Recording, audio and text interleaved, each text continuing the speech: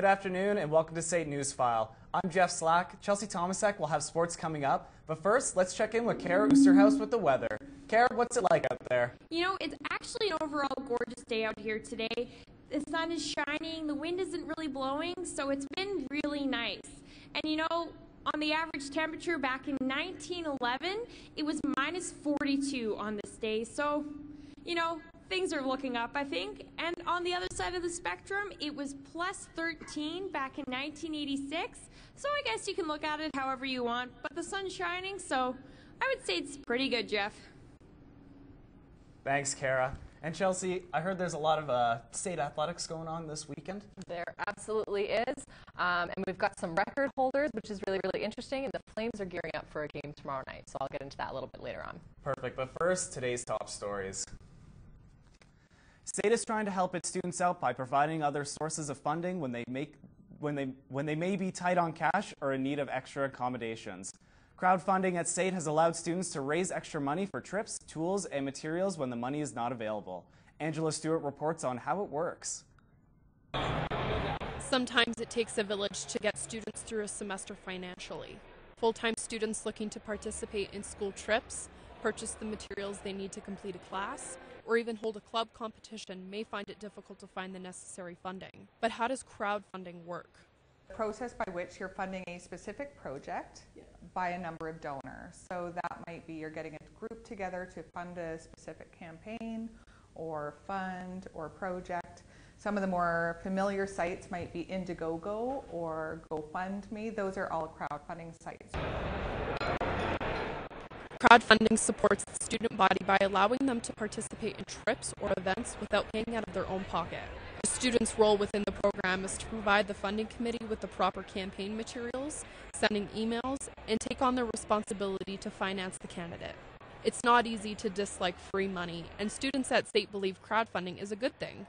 It just gives people that wouldn't normally have the access to funds, and it gives them an avenue to gain funds that they wouldn't normally be able to. I think it's a really good thing to have because it's money. Who says no to money? No crowdfunding at State would be possible without the alumni and development team. All of the money comes through the Alumni Development Department. We process the gifts. So we ensure that the money is being used as how the donors were informed the money is going to be used. Thanks to State's crowdfunding campaign, students won't have to crack open their piggy banks anymore when they're strapped for cash. For State Newsfile, I'm Angela Stewart. Jury selection for the Douglas Garland triple murder trial has proven to be quite difficult. State Newsfile's Kendall Robertson has more on that story. Kendall, what can you tell us about the jury selection? Well, 3 days have been set aside to interview more than 450 people, and it's been difficult finding a parent to sit on the panel with an unbiased perspective on the case. Lawyers will have a panel of 16 jurors instead of the normal 12 to avoid one or more members from possibly dropping out due to the type of trial this is.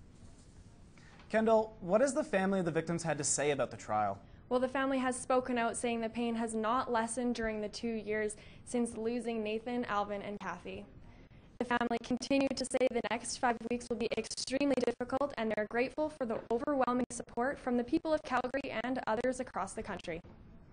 Kendall Robertson reporting live from State's newsroom. Students here at State were able to take part in the health fair to learn about different ways to take care of themselves. School is a stressful time for lots of students, especially when they don't know how to handle it. And as Allison McKinnon reports, learning to take care of yourself mentally and physically is very important. It's only day 3 and we're pretty stressed out, yeah. Learning a new schedule, trying to find a balance between work and school life, and dealing with relationships can create a strain on a person's mind. State offers students the opportunity to talk to a counselor about their stress and come up with a beneficial plan to combat it. There's a lot of stressors that, are a normal part of student life as well, right? And so just helping them to identify when maybe it's past that normal range, in an unhealthy way. And helping them to be able to identify that. Anxiety is the top presenting concern among college students at 41%, followed by depression and relationship problems. Mental health is important, but finding the perfect balance between both mental and physical health is key in a student's success. When a person participates in physical activity, their body produces endorphins that make the brain and body feel good. Your body could be trying to tell you you're stressed through both your posture and balance. we know that having good physical health really encompasses everything that you do. So how well your brain functions as well. So that's a really important chiropractic thing as well. The healthier your spine is, the healthier your body is functioning, then the healthier all aspects of your overall well-being will be.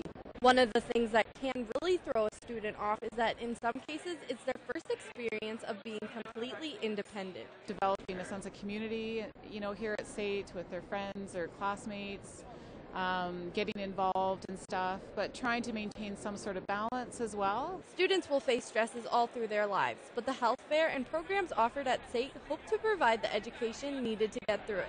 For SAIT Newsfile, I'm Allison McKinney. The pipeline that sparked protests from environmental activists has been given the green light by the BC government. The Trans Mountain Pipeline Expansion Project reached an agreement with the Kinder Morgan and the BC government for an investment of $1 billion over 20 years. Back in December, 2 out of 3 major pipeline projects were approved by the federal government. The Trans Mountain Pipeline was left out because 5 conditions the BC government set out weren't met. Rachel Notley and the Alberta government are pleased with the approval of the Trans Mountain Pipeline. Rachel Notley said in a statement yesterday that she welcomes our neighbours' decision to build a pipeline.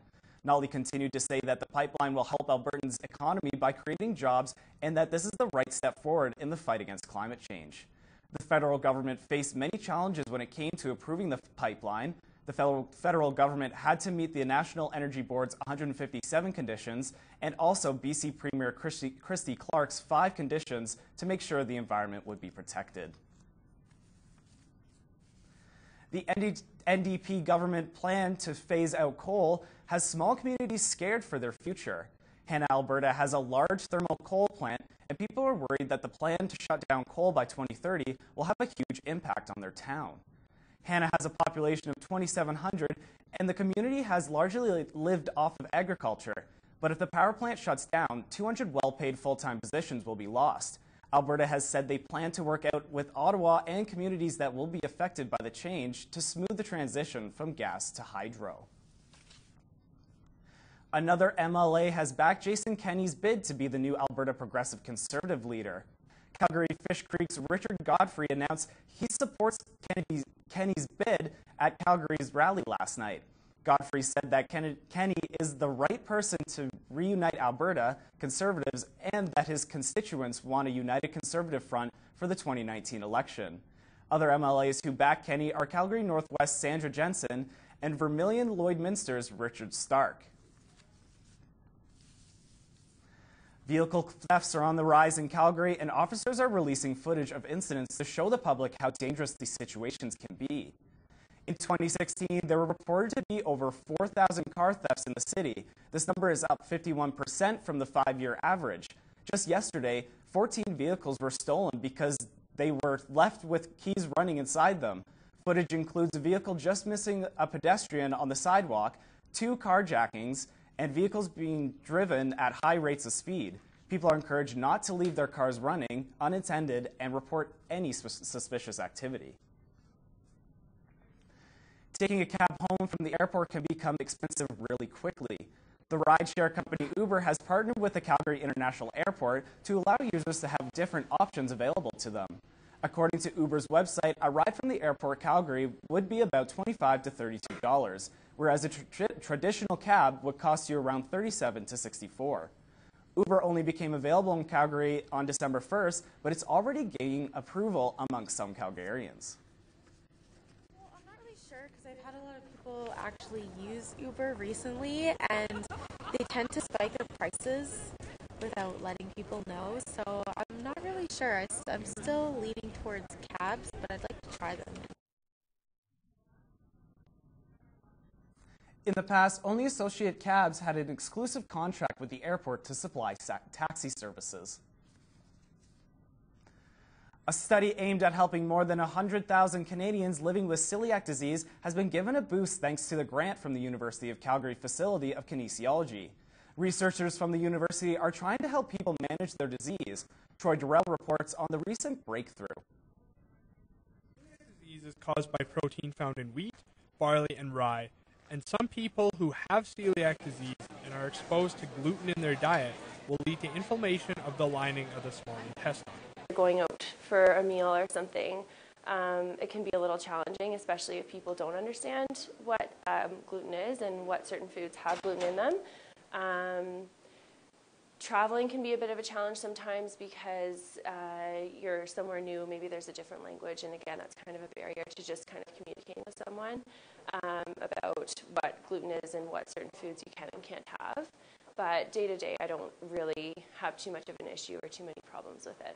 The University of Calgary's kinesiology program has done preliminary research and will be conducting studies over the next 2 weeks to determine if exercise may help promote a healthy balance of gut bacteria. So this is coming from research that shows that engaging in physical activity can actually improve the balance of the gut microbiota, so the bacteria that are in our intestines. And we also know that exercise can help with feelings of quality of life, as well as things like fatigue, which are both things that people with celiac disease struggle with. The study is referred to as MOVE-C, and it will receive $50,000 to conduct research into ways the condition can be managed beyond a gluten-free diet. MOVE-C is also looking for adults 18 years or older who have been diagnosed with celiac disease and do not engage in regular physical activity. There's been a new app created called My Healthy Gut that educates people about which food are safe to eat as well as records other symptoms. For State Newsfile, I'm Troy Rell. Though the weather is expected to warm up this week, winter isn't over yet. If you're looking to save some money, make sure your sidewalks are clear. Homeowners and renters in Calgary will receive a notice from the city if your sidewalk isn't cleared of snow within 24 hours of snowfall. City crews will then come to clear your sidewalk after 24 hours of notice. Then you can expect a pricey invoice. Homeowners must pay the invoice or else it will add on to your property tax. City bylaw officers have been especially busy this winter. Mainly to complaints, because we have received over 1,700 complaints already since December, beginning of December. So we will attend to complaints, but if we do attend an address, we're not going to leave the address alone that hasn't been complained about, so we're actually going to do a lot of proactive work as well. City bylaw officers encourage Calgarians to volunteer for Snow Angels, a program that helps people who need assistance in clearing the snow and ice. More information on Snow Angels can be found at calgary.ca. Those are today's top stories. We'll have your full forecast for you after the break, but first, Kara Oosterhouse has a look at what's going on around Calgary this week. Always wanted to learn how to ski or snowboard? Never Ever Days provides equipment rental, lift tickets, and a lesson for just $25. If this cold weather has been getting to you, you may want to check out the Calgary Farmers Market for some free hot chocolate this weekend. Donations from the event will go towards Meals on Wheels. Learn something new and take a how-to make macaroons workshop. What a rewarding way to be able to eat all those treats you love in the comfort of your own home. Held from mid-January until early February, the Snow Days Festival features a variety of events, shows, and activities that combine culture and history. Grab a friend and head down to Kananaskis Village for a moonlit snowshoeing adventure through the Rocky Mountains. A certified guide will lead you, and headlamps and snowshoes are included in the $69 fee. Take a walk through the window galleries of the Arts Commons and see the beautiful exhibit that brings together the aesthetics of the traditional photographic process of blueprint photography. The cost is free.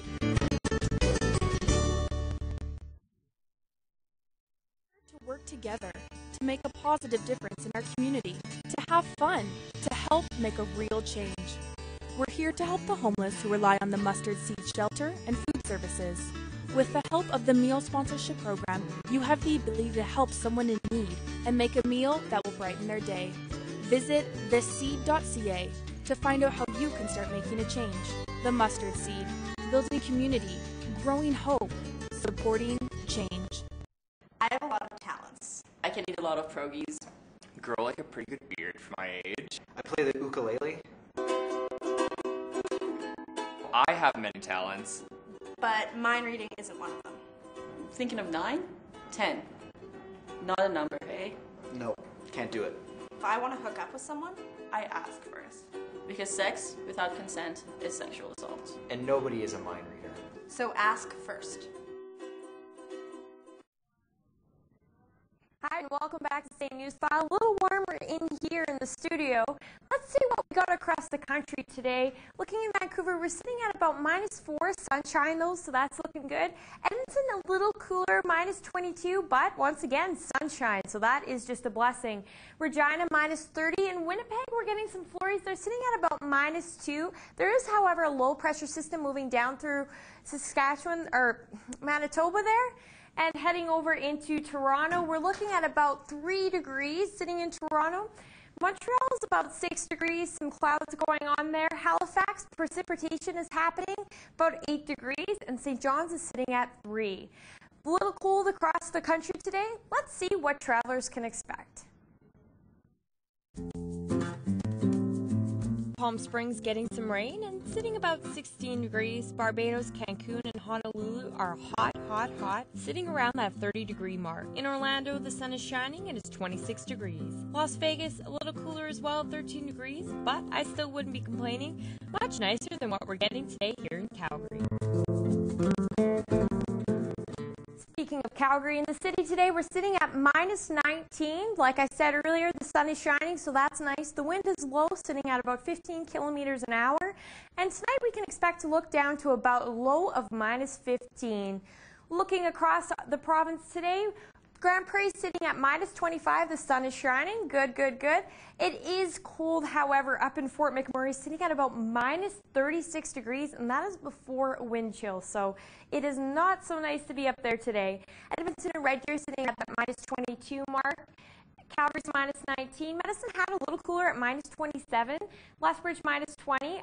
But like I said, across the board, it's fairly sunny. Let's take a look at our 5-day forecast.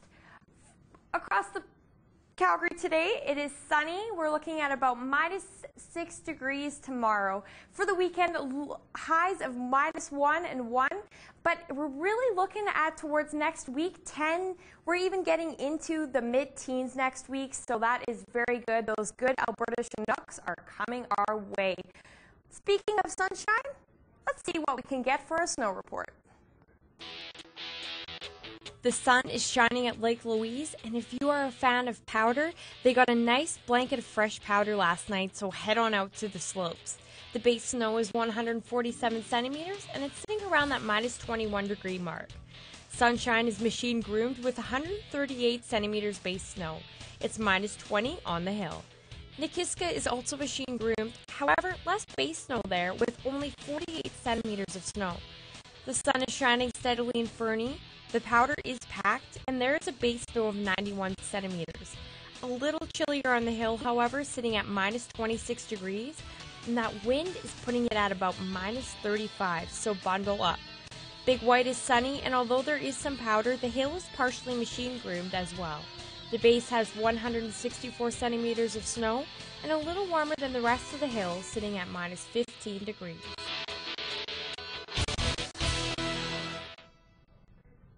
Welcome back to State Newsfile. So Chelsea, last year, RTBN's own Megan Brennan got the record for kill streaks, and I heard that someone else had broken a record today? That is right. It is a good time to be a Trojan for sure. Trojans women's volleyball has some exciting news as middle player Sam Carpenter made history this past weekend. Carpenter has set a record, becoming her team's all-time leader in career blocks, after sweeping the Lethbridge College Kodiaks. Sam had 5 combined blocks on the weekend, giving her 111 for her career.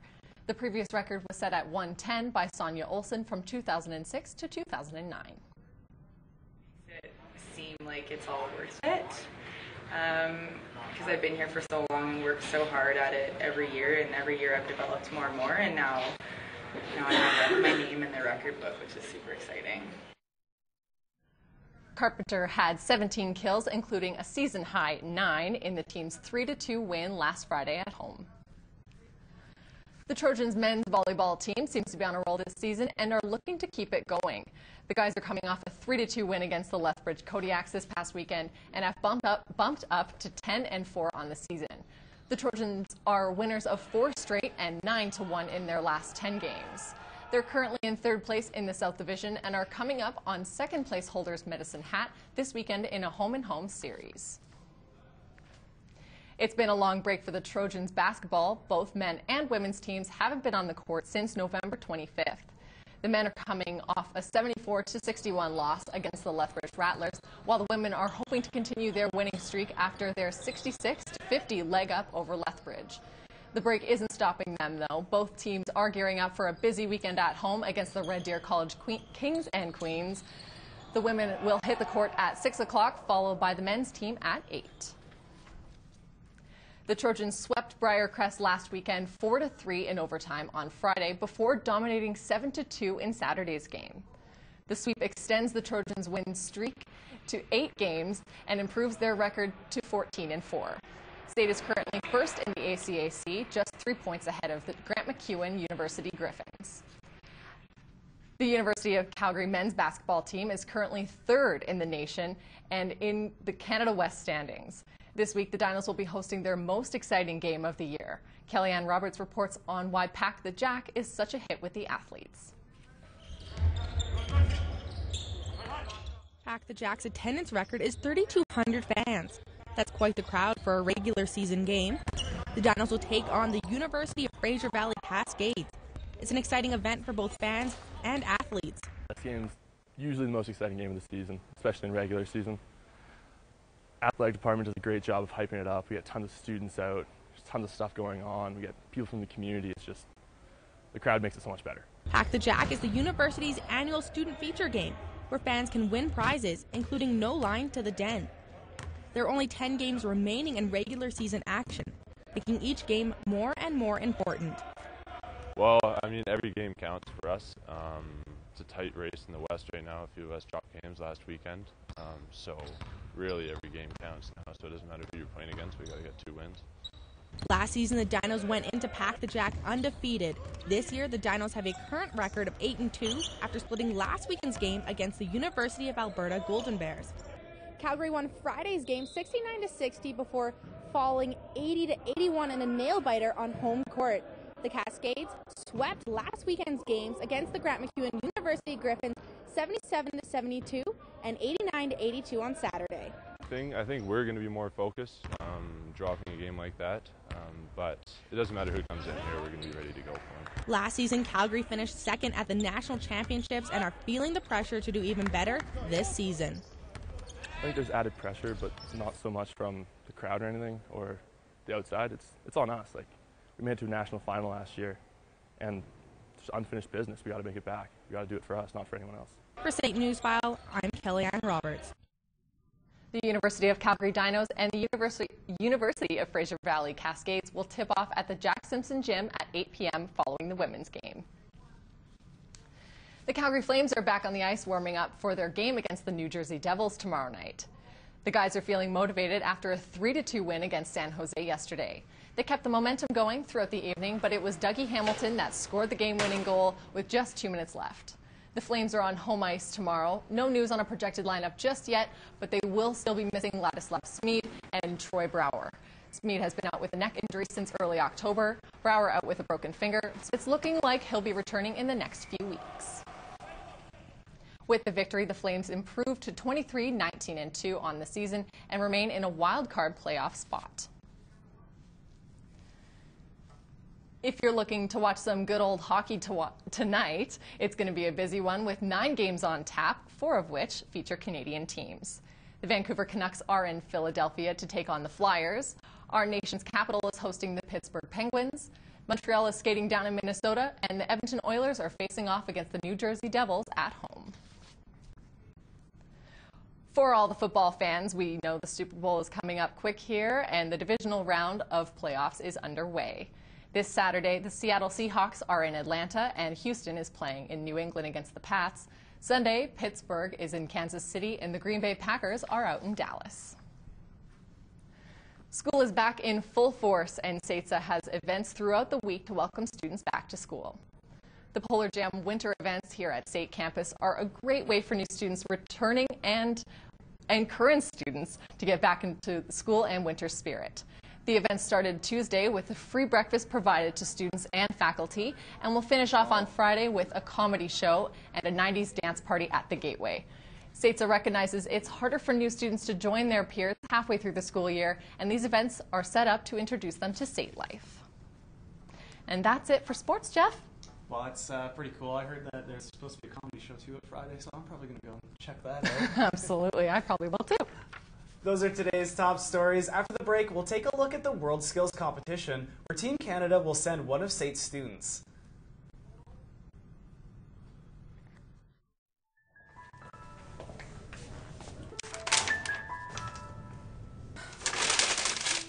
As if I'll be able to go.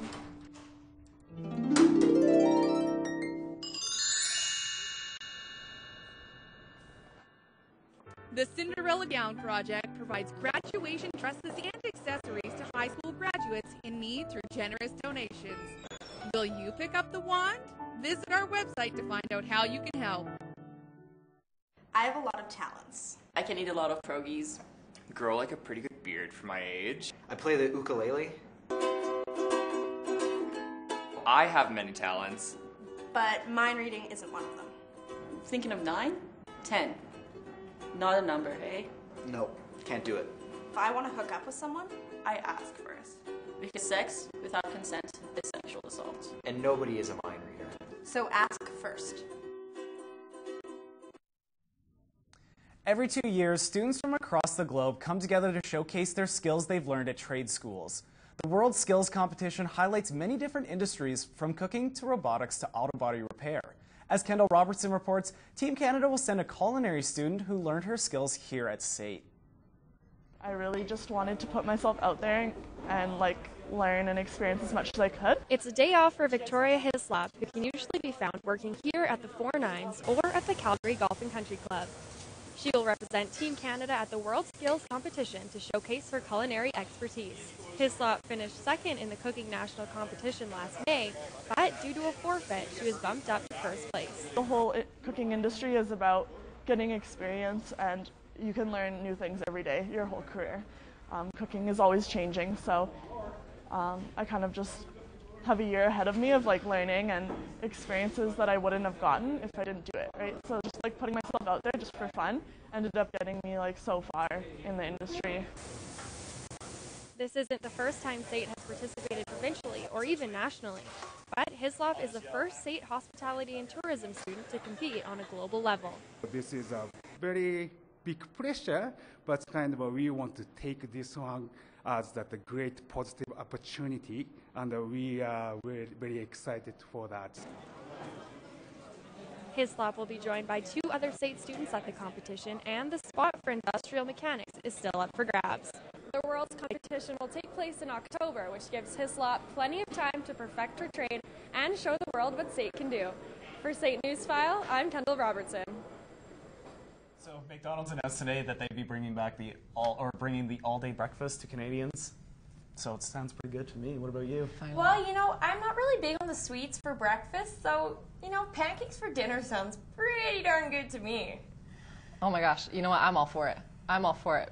McDonald's breakfast is easily one of my greatest guilty pleasures. Bring it on. Well, I love hash browns in the morning, but I don't know. I don't think it'll ever gonna replace the chicken nuggets that I always eat when I go home from work. That's fair. That's so, fair. Kara, let's take a look at that 5-day to see what other people are gonna get. We're looking across our 5-day. For the weekend, we can expect some sun, which is going to be super nice. Go out, maybe check out Olympic Plaza, go out skating, And even into next week, we're looking at 10 degrees on Monday. And you know what? Tuesday, they're calling for 14 degrees. So, holy cow. Talk about that many berry Chinook coming through, hey? Absolutely. Looking forward to that for sure. Yeah, that'll probably be great. So, thanks for joining us here. For Kara Oosterhuis and Chelsea Tomsek, I'm Jeff Slack, and we'll see you next time.